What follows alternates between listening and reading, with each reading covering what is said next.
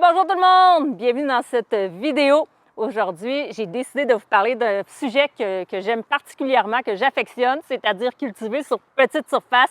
En fait, je fais une chaîne amateur, mais le sujet de ma chaîne, c'est beaucoup de cultiver justement sur une petite surface, comment la rendre productive, comment augmenter nos productions, malgré le fait qu'on n'ait pas beaucoup d'espace de culture. Donc, je veux vous montrer mes techniques pour que vous puissiez en bénéficier vous aussi. En fait, je parle de mes techniques.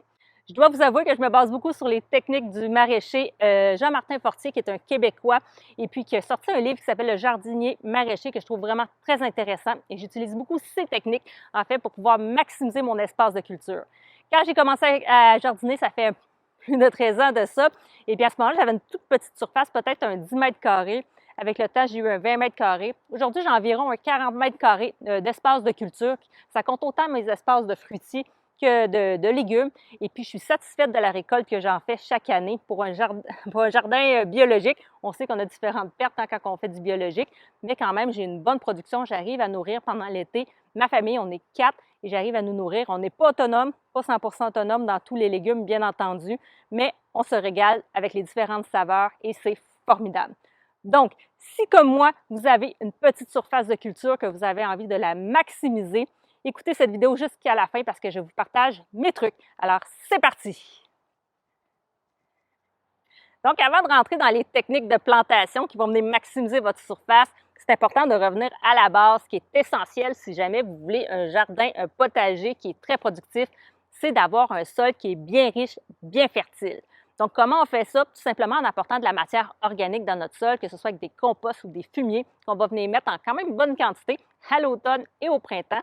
Premièrement, ça va venir donner une bonne texture à votre sol. Il va y permettre de mieux retenir l'eau. Donc, ça, c'est essentiel quand on fait une culture. L'eau, c'est vraiment primordial. Mais également, ça va venir nourrir la vie dans le sol. Et ça, c'est essentiel. Si vous voulez cultiver sur une petite surface, vous voulez avoir beaucoup de récoltes, c'est important d'avoir un sol qui est vivant, c'est-à-dire qu'il y ait des micro ou des macro-organismes à l'intérieur qui vont venir digérer cette matière organique-là et qui va venir par la suite déféquer dans votre sol, parce que ce n'est pas l'amendement qui va venir nourrir vos plantes, non. En fait, c'est les petits cacas de ces petits organismes-là qui vont venir nourrir les plantes, qui vont permettre la floraison par la suite et la production de fruits et de légumes qui vont finalement vous nourrir. Donc, c'est très important de vous assurer, surtout si vous avez une petite surface, d'avoir un sol qui est bien riche. Ça va vous permettre de pouvoir mettre des cultures qui sont un peu plus denses. C'est d'ailleurs les prochaines techniques dont je vous explique. Donc, pour vous parler de la première technique, je vous montre un petit peu ma planche de culture où j'ai ici mes tomates. Donc, vous voyez au bas de mes tomates que j'ai des laitues. Ce sont des grosses blondes paresseuses. J'en ai une là, une là. J'en ai un petit peu plus loin également, comme vous pouvez voir. Et j'avais aussi des épinards au bout que j'ai enlevés parce qu'ils sont montés en graines. Hein. On le sait que les épinards, c'est pas long. S'il fait chaud, ça monte en graines. Alors que les laitues grosses paresseuses, eh bien, c'est plus long à monter en graines. Donc, j'ai mis ici des laitues. Et j'avais mis, si vous vous souvenez bien, tout le long de ma parcelle, j'avais des radis que je suis venue récolter dernièrement. Donc ça, on appelle ça une contre-plantation. Ce que j'ai fait, c'est qu'en début de saison, début mai, je suis venue mettre une ligne de radis juste ici et je suis venue mettre également ma laitue et mes épinards de l'autre côté. À ce moment-là, je n'avais pas encore mes plants au centre de tomates. Alors, ça leur a laissé vraiment le temps de grossir avant que je vienne mettre mes plants début juin. Donc, j'ai pris de l'avance avec ça ici. Puis vous voyez, là, mes plants sont plus gros et mes plants en avant ne gênent pas du tout la culture. Et j'ai déjà récolté mes radis, donc c'est pas grave s'il manque maintenant de soleil parce qu'ils sont déjà récoltés. Et pour mes laitues, c'est parfait parce qu'en fait, les tomates vont leur faire un petit peu d'ombre, donc ils vont monter moins vite en graines. Alors ça, on appelle ça de la contre-plantation. J'ai 75 cm de largeur de ma planche. Je mets mes plants de tomates à 45 cm mes plants les uns des autres. Comme j'ai un sol très riche et que je mets des légumes qui sont non gourmands sur le côté, dont les laitues et les radis, je peux me permettre de mettre plus serré à ce moment-là mes plants de tomates. Et je les amène en hauteur. Comme vous voyez avec des fils, il faut maximiser la hauteur des petits jardins. Ça nous permet à ce moment-là de rapprocher nos cultures, d'éviter que nos plants de tomates, par exemple, attrapent le mildiou parce qu'ils vont manquer, par exemple, ça ne va pas suffisamment s'assécher entre les feuilles s'ils sont trop collés. Et pour avoir comme ça une culture, petite surface comme ça, pouvoir se permettre des plants collés comme ça, et je vais, à ce moment-là, moi, je vais tailler mes plants de tomates pour empêcher que ça buissonne trop, pour seulement les mener en hauteur.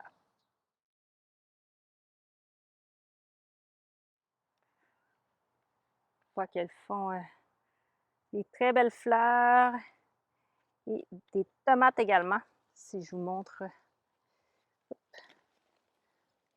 Regardez ça ici, là. Ici. C'est ça ici. Juste à l'arrière aussi, on a une bourrache qui pousse ici. Si on va à côté, un autre plan ici. Il y a des belles tomates. Regarde, le dernier plan. Encore de belles tomates. Est-ce que vous avez l'impression que ces plants-là manquent de nutriments ou d'espace? Ça m'a plus l'air des plants qui sont bien en santé, bien productifs, comme vous pouvez voir. Donc, malgré le fait qu'il y avait ici des radis, puis que j'ai mis des plants de chaque côté, eh bien, mes plants ont bien grandi. La preuve, la dernière fois, ça fait pas si longtemps, j'ai tutoré. Et puis là, il me reste tout ça à venir tourner autour de la corde. Donc, ça a encore grandi. Lui, il est rendu très haut. Il est presque à ma grandeur.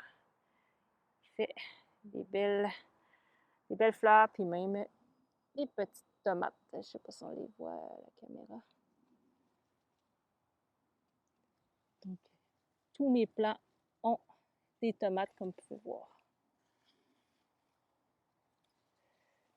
Toutes petites ici parce que c'est des groseilles de Léon. Ça fait des mini petites tomates. Donc, comme vous pouvez voir, la contreplantation, ça fonctionne et ça ne nuit pas du tout au plant. Voici un autre exemple de contre-culture. D'ailleurs, j'ai déjà ici un plant d'œillets d'Inde. Donc, ils sont juste à côté de mes plants ici de concombres. Et puis, de l'autre côté, je fais monter mes concombres en hauteur sur un treillis comme ça. Comme ça, je peux mettre mes concombres à 30 cm les uns des autres au lieu de les mettre à 60 cm. Donc, je chauffe vraiment beaucoup d'espace et je les fais monter. De l'autre côté de mon treillis, j'en ai profité. Je me suis laissé un petit espace au sol. Là, ça commence à être très dense, on ne voit plus nécessairement le sol, mais j'ai mis ici des haricots grimpants et un petit peu plus loin, des pois mange-tout et des pois verts. Donc, comme on voit, j'utilise la hauteur pour les faire grimper. Donc, ça me libère le centre de ma parcelle ici, là, en fait, la partie piétonnière, vu que ça monte en hauteur comme ça. Ça apporte de l'azote, on le sait, les haricots. Et puis, ça n'empêche pas mes concombres de monter. Et puis, comme ma surface, le sud, pour moi, il est là. Là, ça ne paraît pas trop parce que c'est ennuagé.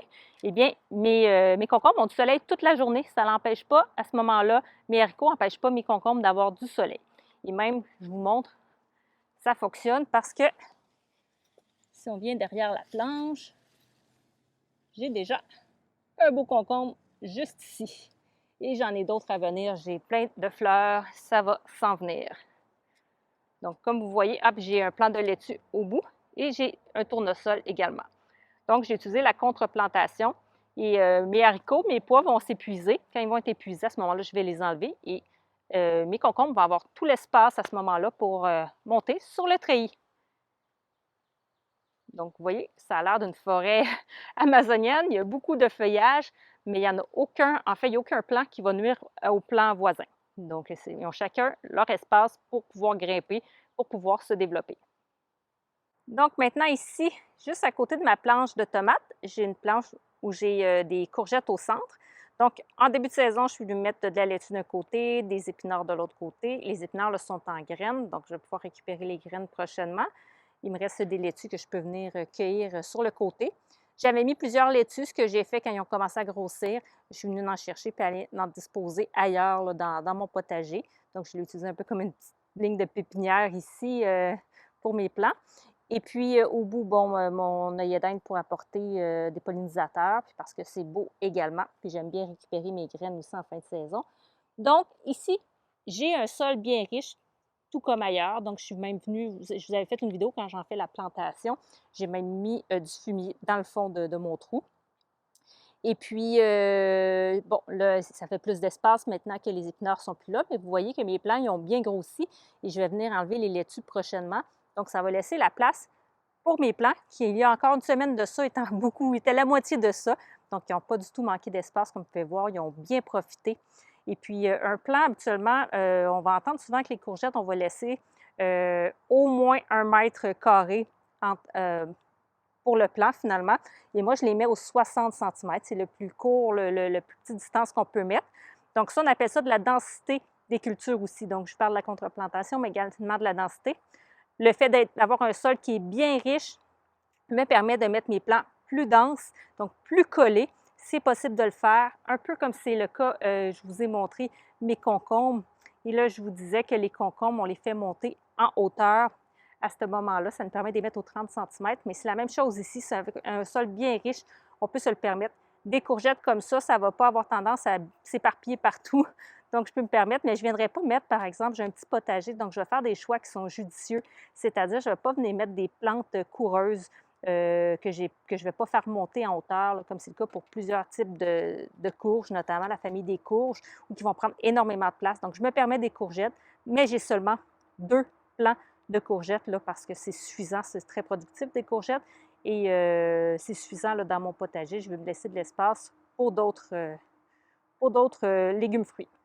Avant de poursuivre avec les techniques pour vraiment maximiser ces récoltes, je vais faire un petit aparté sur les courgettes. J'ai une abonnée qui me demandait pourquoi elle n'avait pas encore de fleurs sur ses plants de courgettes. Juste, inquiétez-vous pas si vous n'en avez pas encore ou si ça commence, parce que moi, ça commence, comme vous voyez, à avoir des fleurs, donc ça ne fait pas très longtemps. Et en ce moment, j'ai seulement que des fleurs mâles. C'est normal, il a fait tellement chaud, ça a pu avoir ralenti la croissance de nos plants. Là, les températures sont mieux, il y a eu plus de pluie. Donc là, on voit vraiment une différence. On voit les fleurs qui s'en viennent, puis on voit d'ailleurs que mes plants, ils ont doublé de grosseur. Donc, on ne s'inquiète pas si on n'a pas encore de fleurs. Autre point, j'ai déjà vu des personnes qui mettaient un plant de courgettes dans leur potager qui me disaient « J'ai pas eu de courgettes ou j'ai eu seulement qu'une courgette pendant ma saison. » C'est normal parce qu'en fait, ce sont des cucurbitacées, c'est-à-dire qu'ils ont des fleurs femelles, des fleurs mâles. Imaginez un plant comme ça et puis qu'il y a une fleur femelle puis qu'il n'y a pas la fleur mâle en même temps. Les fleurs vont s'ouvrir le matin. Donc, c'est le matin que la fleur ouvre. Une fois qu'elle est fermée, à ce moment-là, il n'y a plus de pollinisation. Donc, l'abeille ou n'importe quel pollinisateur ne va plus rentrer à l'intérieur. Donc, il faut que ces fleurs-là fleurissent en même temps. Donc, la fleur mâle, la fleur femelle. Sur un seul plant, il y a peu de chances que ça arrive, les 2 fleurs en même temps. Donc, ce qui est recommandé, c'est de mettre minimum 2 plants comme moi, puis même idéalement 3, 4, 5 plants, de mettre plusieurs plants, puis ils vont venir, comme ça, on va être sûr que sur un plant, par exemple, on va avoir une fleur femelle, l'autre plant, une fleur mâle prête en même temps. Ça va vraiment faciliter la pollinisation. Donc, c'est une façon de faire. Puis, si jamais vous n'avez pas beaucoup de pollinisateurs, il fait très chaud, par exemple, puis il y a beaucoup de pluie, vous pouvez aller polliniser à la main vos courgettes. Donc, j'ai une vidéo d'ailleurs sur le sujet. Je vous la mets en fiche. Donc, vous pourrez vous-même agir comme le petit bourdon, la petite abeille. Donc, voilà pour mon aparté. Fin de la parenthèse. Donc, maintenant que je vous ai montré mes courgettes ici, on va continuer un petit peu. Je disais que c'est 60 cm entre les courgettes et le prochain plant. Par contre, c'est vrai que j'ai laissé 60 cm avant d'arriver à mes choux raves. Par contre, entre ici, j'ai mis des carottes et des échalotes. Tout simplement parce que des carottes, ça n'a pas besoin de beaucoup de nutriments. Ça ne prend pas beaucoup d'espace, donc ils sont un petit peu plus rapprochés que 60 cm de mes courgettes. Et j'ai collé vraiment sont envahis. J'ai collé vraiment mes carottes sur mes échalotes parce que les carottes vont éloigner la mouche de l'oignon et la mouche de l'oignon va éloigner la mouche de la carotte avec leurs odeurs. Donc, je me suis permis de les mettre rapprochés comme ça. J'ai fait seulement une ligne ici au centre. Et je me suis dit peut-être que ma carotte va dégager suffisamment d'odeur pour également éloigner la chenille ici qui pourrait venir manger mes choux raves. Donc, à suivre, en fait, éloigner le papillon qui va venir faire ses chenilles. Donc ici, j'ai plusieurs choux raves, comme vous pouvez voir, qui ont des énormes feuilles. Et juste à l'arrière, j'ai mes plants de piment poivron. Et on voit aussi qu'ils vont produire des fruits très bientôt. Je ne les trouve pas très hauts. Par contre, ils sont bien fournis en fleurs et en petits piments poivrons. Donc, c'est parfait. Comme vous pouvez voir, j'ai pu en mettre 6 ici. J'ai laissé 30 cm entre au lieu de 45 cm. Encore là, je m'assure d'avoir un sol bien riche. J'ai séparé ça ici avec de la fenouil et finalement des haricots. Donc, les haricots, je les mets à 5 cm environ là, les uns des autres. Donc, comme vous pouvez voir, sur cette planche-là, j'ai plusieurs variétés parce que j'ai mis une densité maximale entre chacun de mes plants. Donc, si vous vous demandez quelle densité mettre, bon, vous pouvez me poser la question, ça va me faire plaisir de vous répondre, mais je ne sais pas si vous allez le trouver sur Internet. Moi, j'avais trouvé un tableau des densités de l'Académie potagère. En fait, il s'appelle Danny, je l'écoute sur Facebook, puis j'avais eu accès à son calendrier, mais je pense qu'il me l'avait fait parvenir par courriel, là, je ne suis plus certaine, mais peut-être que vous pouvez le trouver sur Internet. Donc, c'est ça, ici, j'ai mes haricots. J'en mets pas énormément. Peut-être que vous allez vous dire, bien, tu vas manquer d'haricots si vous êtes une famille de 4. Oui, mais c'est parce que je ne les plante pas toutes en même temps. Et là, on parle de succession de cultures. Donc, une fois que des places se libèrent, comme par exemple, j'ai enlevé mes radis, mes épinards, je pourrais venir planter quelques haricots sur le bord de ma planche où j'ai mes tomates. Ça ne devrait pas trop leur nuire parce que les haricots n'ont pas besoin de beaucoup de nutriments. Ils vont eux-mêmes aller fixer l'azote dans le sol. Et ce que j'ai fait, c'est que j'avais aussi des betteraves ici qui se sont fait pas mal ravager. Je les ai remplacées par des haricots. Donc, je suis venue semer. Des haricots, ça s'épuise en dedans de 2 mois. Donc, c'est bien de pouvoir en reproduire jusqu'à la fin juillet. Là, vous pouvez en mettre dans votre potager sans problème. Après ça, c'est un petit peu tard parce que les haricots ont vraiment besoin de beaucoup de chaleur là, pour pousser. Un autre exemple de contreplantation, hein, mes pommes de terre ici. Puis justement, tout le tour, là, tout le long de mes pommes de terre, c'est juste une planche de 50 cm en plus, c'est ma plus petite planche. Donc, j'ai mis une rangée de betteraves. Je vais passer de l'autre côté pour avoir moins de feuillage pour vous montrer les betteraves. Hop, ils commencent déjà à se coucher, comme vous pouvez voir. Là, je vais venir mettre des cordes pour retenir mes plants. Ils sont rendus hauts, là, puis il faut que je vienne les buter. Aux 15 jours, hein, on vient buter nos pommes de terre. Et j'ai un plant de patates douces ici, puis un autre qui est envahi par mes pommes de terre. Donc, je fais le tour. Je vous montre les betteraves. On va se faire un petit chemin. Donc, ici, on a les betteraves au pied de... On voit, c'est des betteraves cylindriques, c'est pour ça qu'ils ne sont pas nécessairement grosses, mais qu'ils vont être longues. Donc, on voit que ça va très bien. J'en ai une autre aussi à côté, puis j'en ai en fait tout le long. Donc, on peut venir mettre nos betteraves juste à côté de nos pommes de terre, mais bien sûr, on va venir relever tout ça, garder ça droit le plus possible pour qu'ils puissent continuer quand même à avoir du soleil. Donc, avant de passer à une prochaine planche, pendant que je suis dans ma planche de pommes de terre, juste vous expliquer que j'ai différentes variétés de pommes de terre ici. Et ce que je vais faire, c'est que je vais les utiliser en pommes de terre primaires, c'est-à-dire que je ne vais pas attendre la pleine maturité, attendre que les feuilles soient vraiment toutes séchées pour venir les recueillir, comme j'ai fait l'année dernière, en fait, parce que j'en ai pris quelques-unes en primaire, mais j'en ai laissé pour la conservation. Puis comme j'en produis pas suffisamment pour les conserver suffisamment longtemps, à ce moment-là, je vais les manger en primeur. Je vais toutes les manger en primeur cette année. Surtout que les pommes de terre par chez moi, j'ai des fermiers pas trop loin, puis ils vendent des très bonnes pommes de terre, puis pas trop chères, donc c'est parfait. Alors, ce que je vais faire, c'est que dès que je vais venir prendre un plant, par exemple, que je vais venir récupérer les pommes de terre d'un plant, je vais le remplacer, ce plant-là, par une autre culture. Donc, on appelle ça la succession des cultures. Je ne vais pas remettre un plant qui est un solanacée parce que la pomme de terre, c'est une solanacée.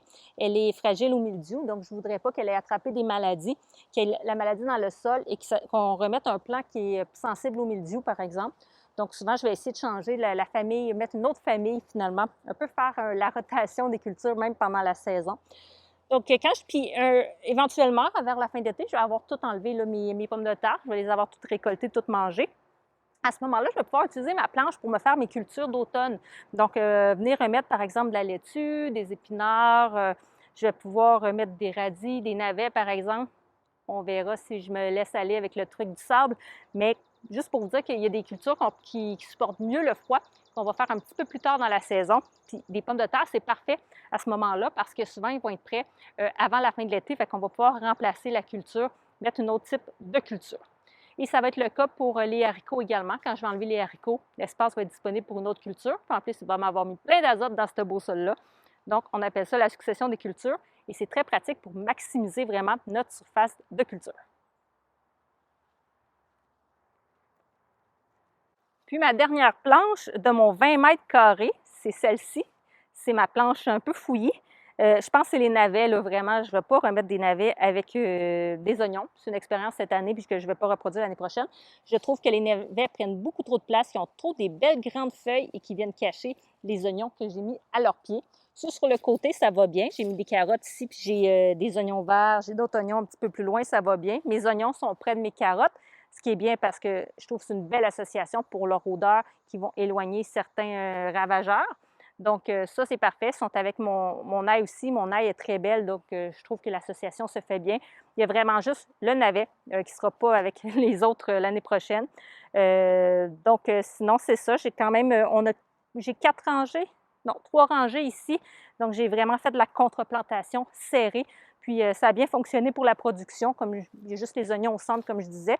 Je vous avais sorti dans la dernière vidéo de mes récoltes des navets. Donc, j'en ai un autre petit ici, je vais vous l'enlever. Comme vous voyez, ça ne lui nuit pas du tout au navet d'être collé avec des oignons, de l'ail. Donc, celui-là est un petit peu moins gros que les deux autres que j'avais sortis, mais j'en ai des encore plus gros. Donc, ça va vraiment très bien. Oui, il y en a plein là, qui s'en viennent, qui vont être prêtes à récolter.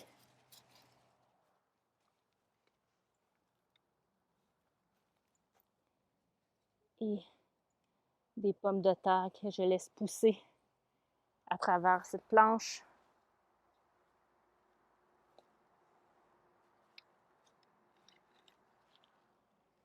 On peut voir là, la base des navets. Donc, ça va bien pour mes navets. J'espère qu'on voit bien à l'écran.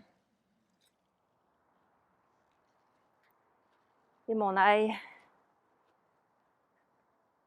tout va très bien.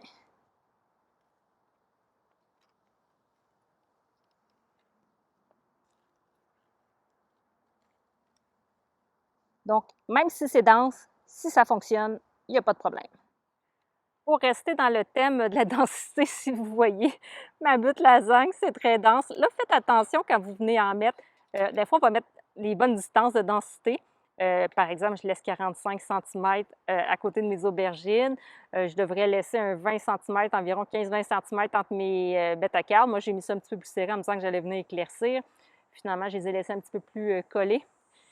J'ai mon maïs, bon, 20 cm entre le maïs. J'ai de la laitue sur le bord de la planche. J'ai utilisé mes côtés de planche. Bon, des fleurs, des pensées. J'ai mis des laitues, des fines herbes. Puis là, je me suis dit, ah, il y a en masse d'espace. Puis là, je voyais mon sol. Puis j'étais comme, ah, il y a encore de l'espace en masse. Une butte de lasagne, en plus, c'est riche. C'est juste qu'une fois que ça grossit, ben, il y en a partout, hein. Mais ça ne me stresse pas trop parce qu'au centre de ça, là, vous voyez ici ma coriandre qui monte en fleurs, là, puis je la laisse monter en fleurs. Au centre de ça, j'ai des melons d'eau qui ne se voient pas, donc ils ont besoin de beaucoup de soleil et de chaleur. Par contre, ce qu'ils ont fait, ils se sont débrouillés par elles-mêmes. Elles ont sorti du bac, puis elles courent sur le sol. Ici, je vous montre de plus près. Juste ici. Fleurs femelles. Fleurs femelles également ici. Donc, je devrais avoir 2 beaux melons ici. Puis après ça, j'ai des fleurs mâles. Donc, on voit que ça produit quand même. Juste pour m'assurer, être sûre qu'ils soient pollinisés, je pense que je vais venir quand même faire la pollinisation vu qu'ils sont ouvertes en ce moment. Je vais en profiter pour le faire. Puis, vous pouvez utiliser la même vidéo là, que j'avais mis en fiche pour les courges pour savoir comment polliniser vos melons d'eau. Mais je vais revenir avant, je vais finir ce petit tour-là avec vous. Donc, même chose pour ce plan-là. Il a décidé de sortir de la planche, comme vous pouvez voir. Il fait des fleurs. Je m'y suis pris trop tard cette année, je les ai pas taillés. Fait qu'on va voir ce que ça donne du melon d'eau Québec pas taillé. Moi, absolument, je les taille pour que les fleurs femelles viennent plus tôt. Ça va faciliter en fait la production de fleurs femelles. Mais bon, je ne l'ai pas fait, puis j'ai quand même des fleurs femelles, donc je suis satisfaite. Une autre façon de maximiser votre espace, c'est comment je pourrais dire ça, de faire des associations. Par exemple, ici, j'ai mon maïs, puis au pied de mon maïs, je vais vous montrer le pied. Donc, le maïs, et j'ai des haricots grimpants. Et là, mes haricots, ils montent tout le long de mon maïs, si vous voyez bien. Donc, c'est une bonne association à faire. L'haricot ne va pas du tout nuire au maïs, même que le maïs va y faire un beau tuteur. Et là, on va pouvoir maximiser notre espace de cette façon-là. Donc, d'ailleurs, des haricots grimpants ou encore des types de pois qui grimpent, vous pourriez les jumeler avec des plants qui sont en hauteur, comme j'ai fait là, avec ma planche que je vous ai montré un petit peu plus tôt, avec mes concombres. Et puis là, vous voyez que c'est très serré. Je vais venir enlever quelques laitues, là.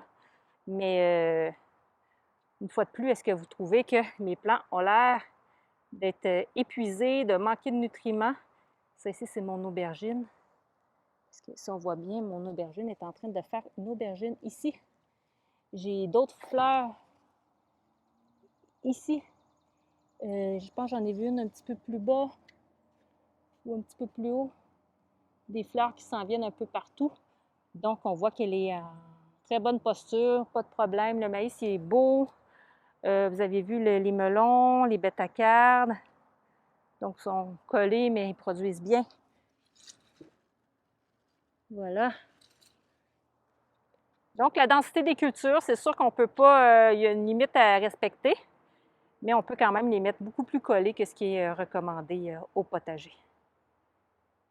Donc, comme vous avez pu voir, mon jardin il est bien fourni, bien feuillu, mais pas seulement, il y a aussi des fruits et des légumes à l'intérieur et c'est ça l'important. On veut pouvoir manger de notre potager, on veut que ça soit productif. Donc, en utilisant ces techniques que je vous ai expliquées, la densité des cultures, la succession, la contreplantation, par exemple, alors là, vous assurez d'avoir un maximum de récoltes. Si vous n'êtes pas certain dans votre potager, ça vous fait encore hésiter, ce que je viens de vous montrer là, essayez-le. Prenez-vous une parcelle l'année prochaine, par exemple. Essayez de le faire sur cette parcelle-là et vous m'en donnerez des nouvelles, voir si ça a bien fonctionné. Mais bien sûr, on n'est pas à l'abri des ravageurs, fait qu'on peut avoir des belles productions, mais si un ravageur qui passe par là puis détruise nos cultures, viennent grignoter dans nos cultures, eh bien, on n'aura pas grand-chose à la fin de la saison. Par contre, je remarque quand même que ces techniques, donc la densité notamment, la contreplantation également, ça peut aider en faisant des associations. En évitant la monoculture, finalement, exemple, en se faisant une planche complète de carottes, c'est sûr que ça va sentir la carotte à plein nez, comme on dit, puis là que ça va attirer la mouche de la carotte, mais en la mélangeant, en mettant, par exemple, d'autres légumes, d'autres plants qui vont sentir fort, comme c'est le cas pour les oignons, à ce moment-là, quand les ravageurs vont se promener, ils vont avoir de la difficulté à repérer, finalement, leurs légumes, leurs péchés mignons, et puis ça se peut à ce moment-là qu'ils aient plus de difficulté à le trouver, qu'ils le trouvent plus tard ou qu'ils ne le trouvent pas du tout, c'est ce qu'on espère. Donc, ça permet vraiment de le faire. Puis en les mettant plus denses, mais c'est sûr que là, à ce moment-là, les odeurs vont être vraiment bien mélangées. Je donne l'exemple aussi de l'œillet d'Inde qu'on va mettre au pied de nos plants de tomates qui vont éloigner les nématodes dans le sol, donc les nématodes qui vont venir manger les racines des tomates. Donc, c'est des belles associations que vous pouvez faire également. Puis, on peut quand même les mettre rapprochés de nos plants. Hein? On pratique une densité quand même assez serrée. Donc, ces techniques-là fonctionnent bien. Contreplantation, c'est aussi d'autres légumes de d'autres familles qui vont être à côté. Donc, on mélange les différentes familles. Alors, pour moi, c'est vraiment ce qui fonctionne le mieux. Mais encore là, on est dans un jardin biologique, donc advienne que pourra. Donc, j'espère que vous avez apprécié cette vidéo. Ce n'est pas la première vidéo que je vous fais sur la culture sur petite surface. Hein. C'est mon sujet phare, c'est le sujet de ma chaîne, le sujet principal de ma chaîne. Donc, pour moi, c'est un sujet qui est très important. Je cultive sur petite surface. J'ai envie d'avoir une belle production. Donc, j'avais envie de partager ça avec vous. Au-delà du théorique que je vous ai fait pendant l'hiver, j'avais envie de vous le montrer concrètement dans mon potager. Donc, j'espère que vous l'avez apprécié et je vous dis à la prochaine. Au revoir. Prenez soin de vous.